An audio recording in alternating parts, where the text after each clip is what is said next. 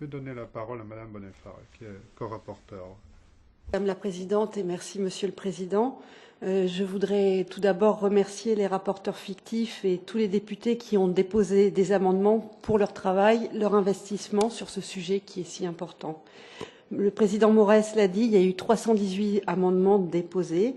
Nous-mêmes, nous étions limités à un nombre de 6000 caractères pour la première version du rapport. C'est la raison pour laquelle j'ai aussi déposé des amendements, soit avec mon groupe, et je remercie ceux et celles qui les ont co-signés, soit avec ma co-rapporteure, Madame Corazza Bildt, que je remercie également pour sa coopération. Je suis satisfaite par la grande majorité des amendements qui ont été déposés, car ils vont dans le bon sens, et je me réjouis de voir qu'un consensus se dégage sur plusieurs points fondamentaux. Tout d'abord, les violences basées sur le genre sont la cause et la conséquence des inégalités entre les hommes et les femmes, et il faut donc réfléchir à la lutte contre ces violences de manière globale, avec des réponses globales. Et c'est le sens de l'approche holistique que nous adoptons tous, un changement de mentalité de l'ensemble de la société par l'éducation sexuelle, par l'inclusion sociale. C'est un combat contre tous les stéréotypes et les messages sexistes, notamment lorsqu'ils sont diffusés dans les médias et les médias sociaux. La nécessité aussi de renforcer la prévention, la protection et les poursuites. Et je suis d'accord avec vous, ceux qui commettent ces crimes doivent être punis en conséquence et les femmes doivent recevoir tout le soutien du système judiciaire. Nous demandons la formation de tous les professionnels, notamment de la justice, et l'élaboration de lignes directrices afin d'éviter la revictimisation. Nous réaffirmons la nécessité d'allouer des ressources suffisantes, tant financières qu'humaines, pour la mise en œuvre effective de la Convention. C'est ça le réel enjeu. Je remercie ceux qui demandent à la Commission un acte législatif. C'est fondamental. Ce rapport n'est qu'une première étape et notre combat ne s'arrêtera pas après son adoption. Il faut un acte législatif, tel qu'une directive, qui fournirait des définitions communes au niveau européen des crimes perpétrés envers les femmes et qui permettrait de renforcer la mise en application de la Convention. Je me félicite de voir que nous sommes sur la même ligne sur ce point. Je voudrais aussi vous faire part de mon vif intérêt pour les amendements sur la création d'un coordinateur européen pour la lutte contre les violences faites aux femmes. Ce coordinateur pourrait déjà représenter l'Union européenne dans le Grevio, c'est-à-dire l'organe indépendant qui est chargé de veiller à la mise en œuvre par les parties de la Convention d'Istanbul. C'est une demande de plusieurs groupes politiques. Outre les sociodémocrates, il y a aussi la GUE et l'ALDE. Et je suis certaine que nous trouverons des soutiens dans d'autres groupes. Autre point largement repris, l'ajout d'un paragraphe sur la discrimination multiple, où nous avons tous bien expliqué que les femmes migrantes, réfugiées, avec un handicap, les femmes transgenres ou lesbiennes, ou les femmes roms font face à un risque accru de violence. Elles sont au carrefour du sexisme qui se mélange au racisme ou à l'homophobie. Aussi, après l'intervention de Madame Stevens lors de la présentation du rapport le 12 avril dernier, qui rappelait les difficultés pour les femmes handicapées, la plupart d'entre vous ont pris en compte cet appel et je m'en félicite.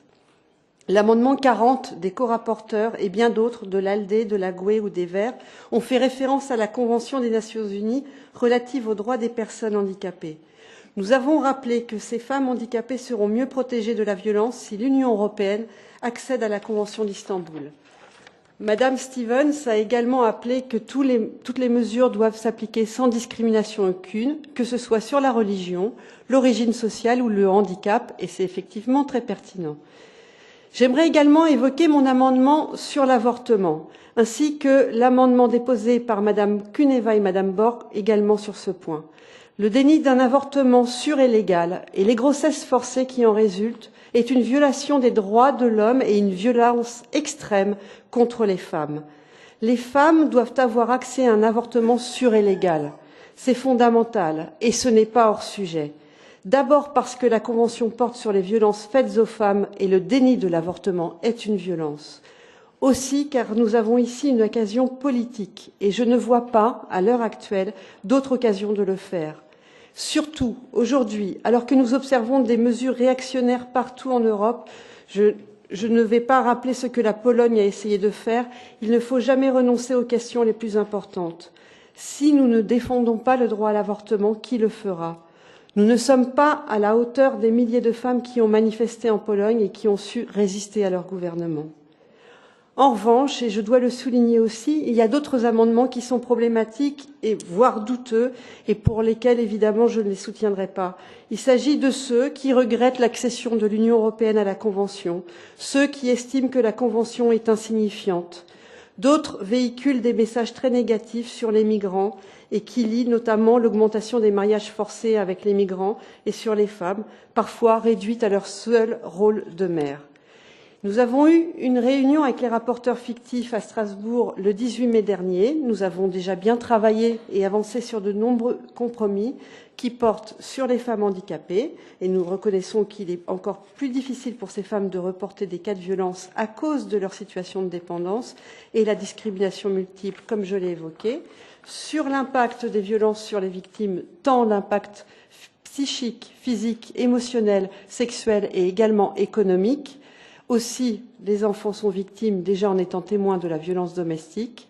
Sur la contribution essentielle de la société civile, dont le rôle et le travail pour lutter contre les violences faites aux femmes doivent être reconnus et encouragés. Autre compromis qui rappelle que les femmes ne sont pas protégées de la même manière contre les violences à cause de politiques et de législations différentes en Europe, mais aussi à cause d'un manque de stratégie européenne et d'absence d'actes législatifs. C'est le sens de notre travail de pousser pour une harmonisation des protections, de l'accès au refuge, à l'information nécessaire et au soutien. Nous avons également un accord sur la mention de l'autodéfense que nous considérons comme un des outils pour réduire la victimisation des femmes. Je suis aussi fière du compromis qui énonce que l'honneur ne peut être en aucun cas une justification pour un acte de violence. Rapidement, je voudrais également mentionner que nous avons pris en compte les nouvelles formes de violence sur Internet, sur les médias sociaux, la vengeance pornographique, le voyeurisme, et nous appelons les États membres à adopter des mesures concrètes. Une seconde réunion est prévue la semaine du 19 juin avec les shadow rapporteurs, parce qu'il reste encore évidemment des dispositions importantes sur lesquelles nous cherchons un accord. Je pense notamment à l'asile et à la migration. Et en tant que rapporteur pour l'IB, je suis très attentive aux demandeuses d'asile et les migrantes qui sont très vulnérables et d'autant plus sujettes aux violences basées sur le genre. En termes de calendrier, nous pourrions voter le rapport Libé Femmes le 10 ou le 11 juillet et finalement voter en plénière en septembre. Je me réjouis de pouvoir poursuivre ce travail avec les rapporteurs fictifs et je suis certaine que nous serons à la hauteur de toutes les femmes d'Europe qui ont le droit de vivre sans violence. Le Parlement a une belle opportunité ici de montrer positivement et de manière significative de protéger la vie de ses citoyens, contrairement à ce que de nombreux populistes préfèrent laisser entendre. Je vais finir rapidement en vous disant quelques mots sur l'accord qui a été formé par le Conseil le 11 mai dernier, qui a pris 2 décisions sur la signature de l'Union européenne à la Convention. Ces 2 décisions différentes couvrent des compétences exclusives de l'Union européenne. Une décision pour l'asile et le non-refoulement et une décision pour la coopération judiciaire en matière pénale. Avec ma co-rapporteure, Madame Corazza Bildt, même si nous saluons l'avancée de ce dossier au Conseil, nous regrettons que l'adhésion soit limitée à des compétences très restrictives. Nous allons le dire dans ce rapport car on s'interroge sur les conséquences juridiques. Nous avons aussi demandé un avis au service juridique du Parlement européen afin de comprendre les raisons de ce choix et surtout les conséquences dans la mise en œuvre de la Convention par l'Union européenne et nous vous tiendrons évidemment bien sûr au courant de cette analyse. Je vous remercie.